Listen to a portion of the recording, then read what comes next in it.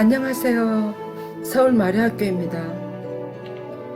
오늘로서 순환의 성모님 마지막 묵상이 되겠습니다. 지난번에 우리는 예수님의 시신을 끌어안으시는 성모님에 대해서 묵상했습니다.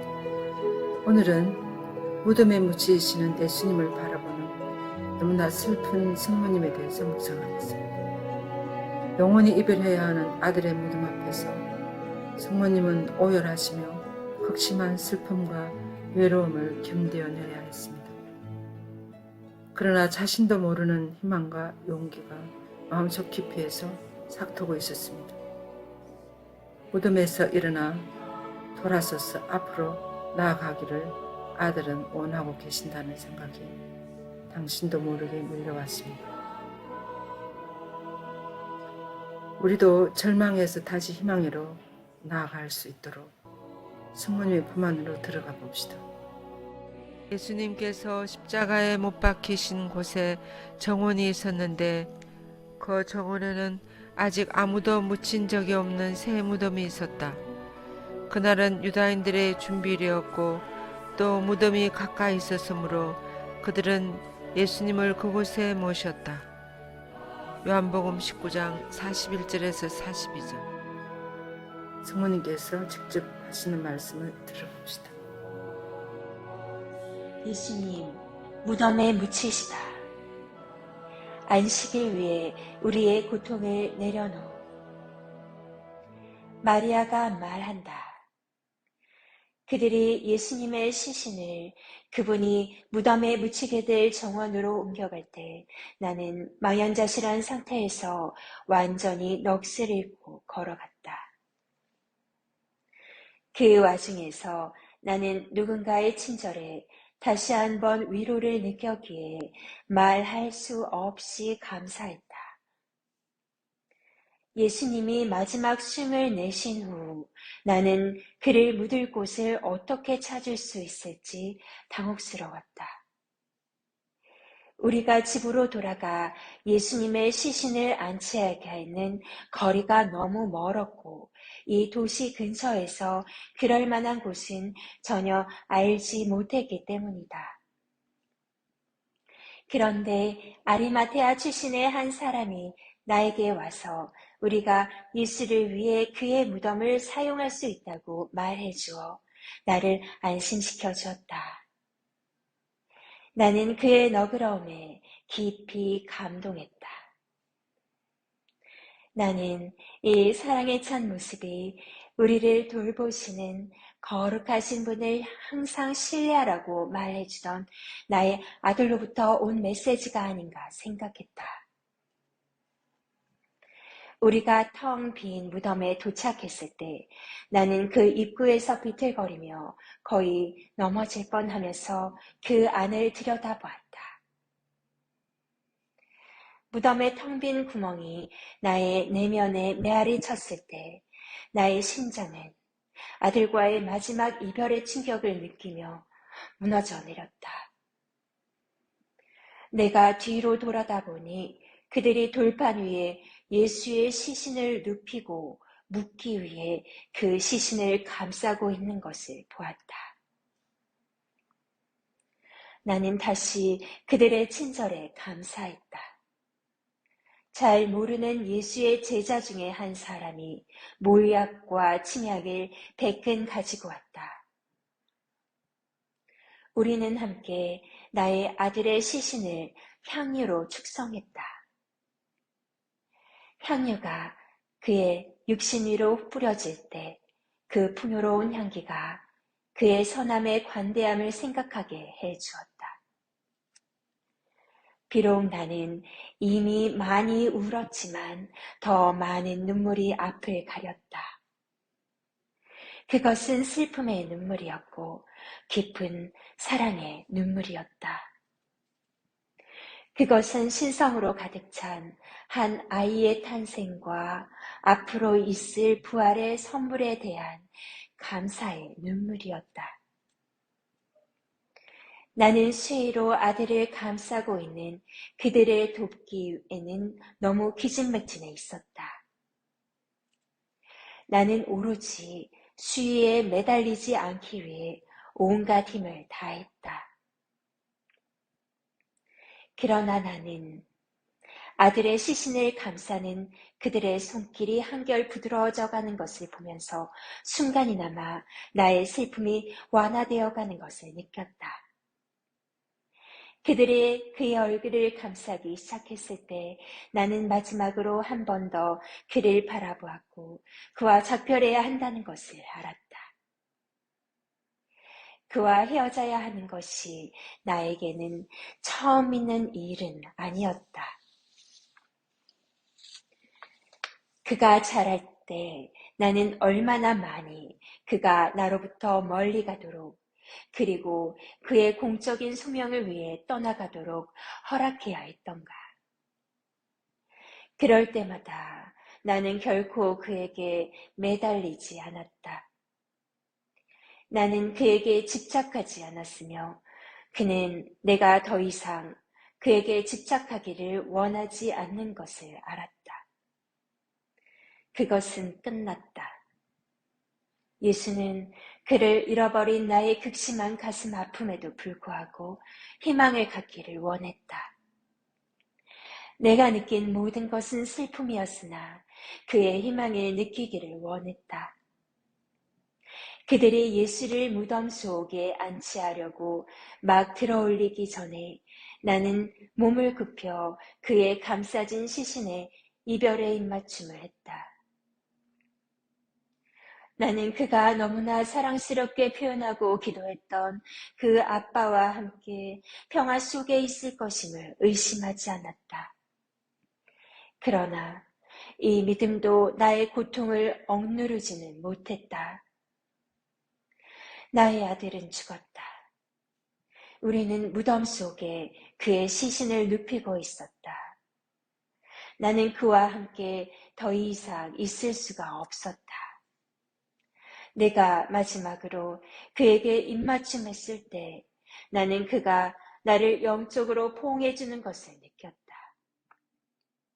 갑자기 용기와 사랑의 큰 파도가 길을 감쌌던 수위가 풍성했던 만큼이나 나를 풍만히 감싸주었다. 나는 분연히 일어섰으며 나의 아들이 항상 나와 함께 있을 것이라는 심오한 느낌을 받았다.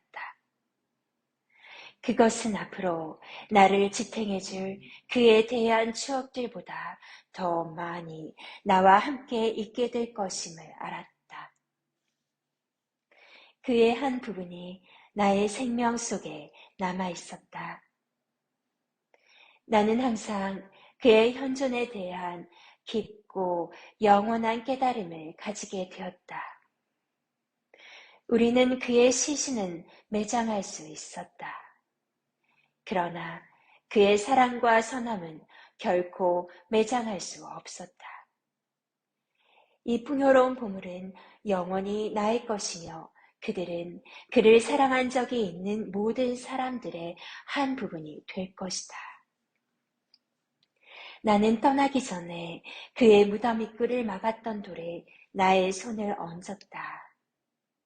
하루 동안 너무나 많은 일들이 일어났다. 나는 서서히 고갈되어 갔고 황폐해져 갔다. 나는 내 앞에 놓여있는 날들 속에서 슬픔과 외로움을 보았다. 나는 나의 마음이 열려있을 때는 평화롭게 될 것이며 마침내 다시금 기쁨의 순간들이 될 것임을 알았다. 나는 아들에게 귀를 잘 기울였으며 그의 교훈들이 나에게서 잊혀지지 않았다. 그러나 내가 그날 멀리 걸어갔을 때 기쁨은 나에게서 아직은 멀리 있었다. 나는 요셉을 생각했다. 경외할 요셉을. 나는 무덤을 찾아갔을 때 내 옆에 있을 그를 그리워했다. 그의 현존은 나의 공허함을 채워주었다. 요셉은 살아있을 때 나를 위한 가장 가까운 안식처였다. 그 순간 나는 얼마나 그를 그리워했던가. 예수와 나는 요셉이 죽었을 때 우리 둘은 너무나 슬펐다. 우리는 우리의 상실에 대해 서로 대화를 나누면서 위안을 받았다. 예수는 죽음 후에 있을 영원한 생명에 대한 엄청난 희망을 가지고 있었으며 그는 얼마나 많이 앞으로 거룩하신 분과 일치하게 되리라는 것을 기대하고 있었는지에 대해 종종 말했다. 이 진리도 나의 마음 안에 있는 공허함을 감소시키지는 못했다. 그러나 그것은 나의 마음에 확신을 갖게 했으며 무덤으로부터 떠나려는 나의 원의를 강하게 해주었다. 나는 젊은 여인이었을 때 거룩하신 분께 예라고 응답했다. 나는 나의 비탄의 발자국마다 그 예를 다시 바랬으며 하느님의 사랑이 한 번 더 앞으로의 길을 발견하려는 나를 도와줄 것을 신뢰하기로 결심했다.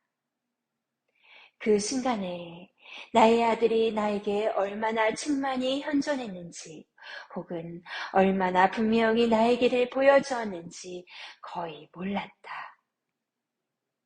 그러나 그 이야기를 나는 또 다른 나를 위해 아껴놓을 것이다.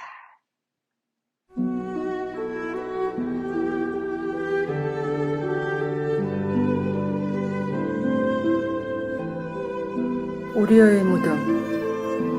마리아는 아들의 시신을 안치하려고 그 정원에 갔습니다. 성모님이 무덤 앞에 선 것은 그때가 처음은 아니었습니다. 요셉이 죽었을 때 성모님은 외로움과 몸부림을 알게 되었습니다. 성모님의 친척과 친구들 중에 세상을 떠난 이들이 있었기에 성모님은 사랑하는 사람에게 마지막 작별을 고하는 것이 어떤 것인지 알고 있었습니다. 그러나 이번에는 달랐습니다. 성모님이 이런 것은 자신이 낳은 아들이라는 보물이었습니다. 아들의 무덤 앞에 서 있는 성모님은 설령 아들이 자연적인 원인 때문에 죽었다 할지라도 가슴 찢어지는 아픔을 느꼈을 것인데 갑작스럽게 참혹한 죽음을 당했으니 그 고통이 극심했을 것은 당연한 것이었습니다. 성모님은 삶의 상당한 부분을 아들에게 바쳤습니다. 모든 어머니는 자식에게 너무나 많은 관심과 에너지를 기울이고 정신을 쏟고 있습니다.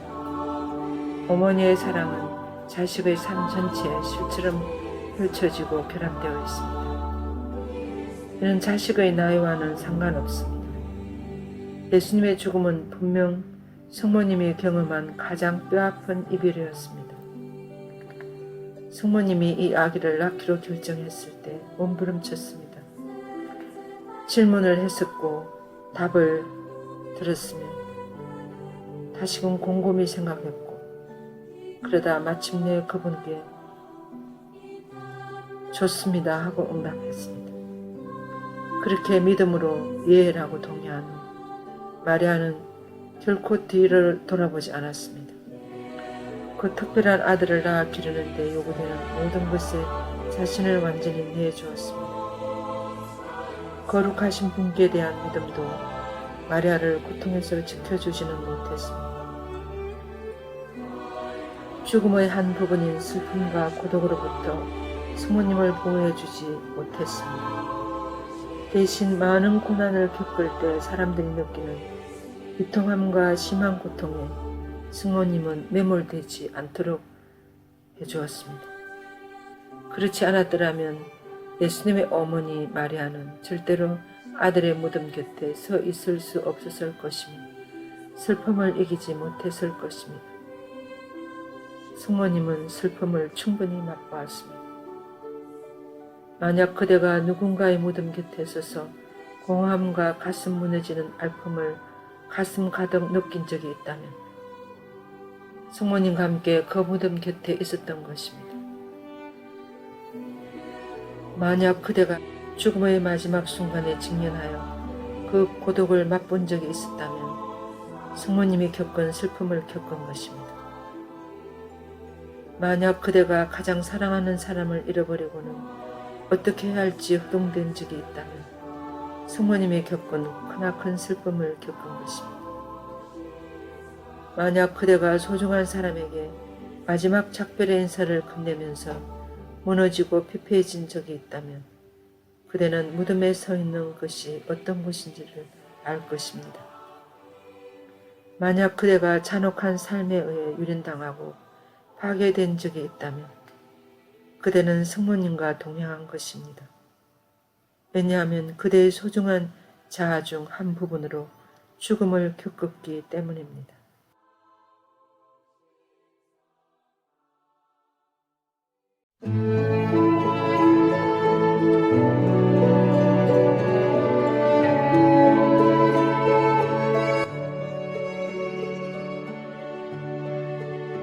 지금까지 시청한 내용들을 묵상하는 시간을 가지겠습니다.